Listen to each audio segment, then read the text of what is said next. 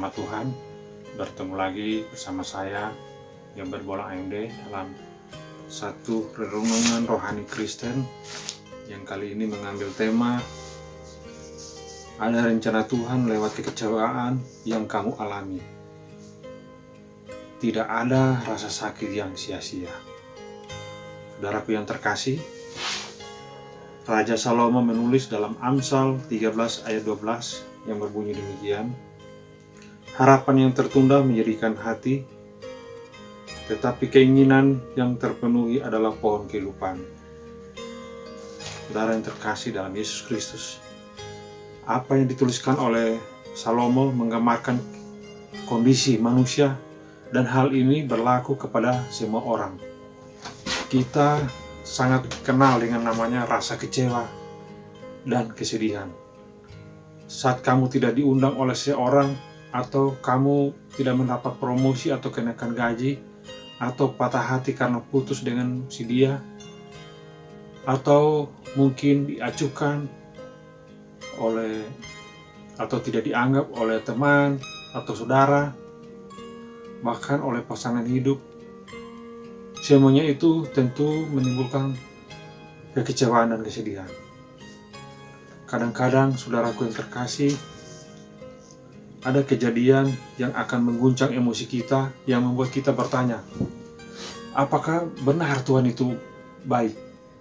Apakah benar Dia mengharapkan yang terbaik terjadi dalam hidupku? Saudaraku yang terkasih,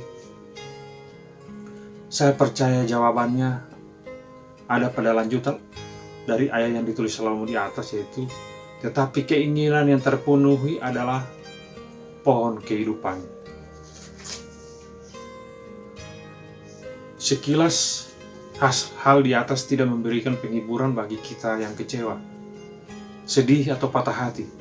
Kita tahu kalau keinginan kita terjadi, tentu itu luar biasa. Dan itulah yang membuat penundaan begitu mengecewakan.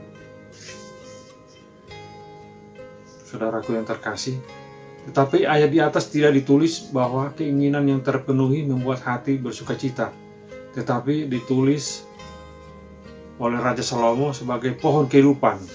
Artinya pohon kehidupan adalah simbol atau pertanda yang dituliskan di kitab Kejadian. Pohon ini ada di Taman Eden sebagai sebuah janji penyediaan dari Allah, seperti yang ditulis dalam Yeremia 17 ayat 7-8. Bagi orang yang menaruh harapannya kepada Tuhan, dan Wahyu 22 di mana digambarkan ada pohon-pohon kehidupan yang lain yang menghasilkan buah-buah di bumi yang baru. Saudaraku yang terkasih dalam Yesus Kristus, memang benar bahwa mendapatkan apa yang kita inginkan akan seperti berada di sorga atau menyenangkan. Namun hal itu tidak akan membuat kita benar-benar puas. Benih yang bertunas karena mendapatkan pekerjaan baru atau kekasih baru memang bisa membuat hati kita puas, tetapi itu hanya sementara. Namun hal itu sangat jauh berbeda dibandingkan hadiah besar yang sudah disediakan oleh Tuhan kita. Raja Salomo menulis dalam Pengkhotbah 3 ayat 11 bahwa Tuhan memberikan kekekalan dalam hati kita. Jadi saudaraku yang terkasih, apa artinya sebuah kekecewaan? Tuhan menciptakan kita dengan sebuah mekanisme harapan. Hadiah sementara yang Tuhan berikan kepada kita dengan murah hati sudah Ia rancangkan agar kita alami dari waktu ke waktu. Tetapi ketika kita mengalami satu kekecewaan dalam jangka pendek, kita juga harus belajar mengerti bahwa hal tersebut hanyalah sementara. Harapan kita akan mengalami kepuasan yang tertinggi saat ada dalam Kristus dan rencana keselamatan yang telah dirancang oleh Yesus Kristus kepada kita. Saudaraku yang terkasih dalam Yesus Kristus, hanya Yesus Kristus sajalah yang memiliki kuasa untuk menghapus selamanya air mata dari hidup kita. Hanya Dia saja yang memiliki kemampuan untuk memuaskan keinginan terdalam roh kita. Hanya Yesus saja yang bisa menyembuhkan hati kita yang sakit. Yang lebih indah lagi adalah bahwa penundaan menambah penggenapan janji itu menjadi sesuatu yang sangat memuaskan. Artinya ini layak untuk dinantikan. Jadi saudaraku yang terkasih dalam Yesus Kristus, apa yang harus kita lakukan saat ini? Apakah kita harus menunggu semua hal yang jasmania? Atau kita harus membangun tembok di sekeliling kita dan mengharapkan Yesus segera datang kembali? Saudaraku, saya melihat ada godaan yang membangun tembok itu. Tetapi saya pikir Tuhan memiliki maksud yang indah dalam setiap kejadian yang Ia izinkan terjadi dalam hidup kita. Baik itu kekecewaan, kesedihan,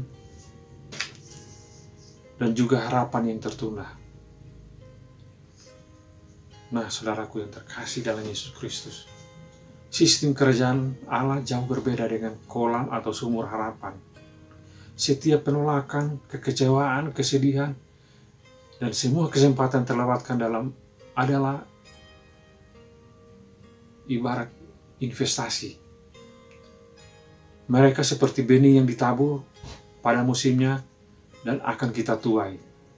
Buahnya mungkin sesederhana seperti menghabiskan waktu bersama Yesus dalam proses penyembuhan. Itu mungkin menjadi hati yang lembut saat kita menghibur orang lain yang mengalami hal yang sama dengan kita. Atau juga menjadi semakin kuat menghadapi berbagai cobaan yang datang dalam hidup kita. Saudaraku yang terkasih, sekali lagi saya katakan, tidak ada rasa sakit yang sia-sia. Semuanya memiliki tujuan, saudaraku. Jika kamu merasa sedang mengalami kekecewaan saat ini, ingatlah hari ini tuh. Tuhan akan mengizinkan kamu menuai suatu saat nanti. Jadi jangan menjadi pahaya hati. Jadi janganlah menjadi pahit hati karena apa yang terjadi padamu. Izinkanlah apa yang terjadi menjadi pijakan bagimu untuk semakin bertumbuh dalam Kristus. Jangan fokus pada kekecewaan, namun fokuslah pada Kristus dan segala hal yang baik yang telah disiapkan bagimu dan saya. Inilah renungan harian kita. Tuhan memberkati. Salam.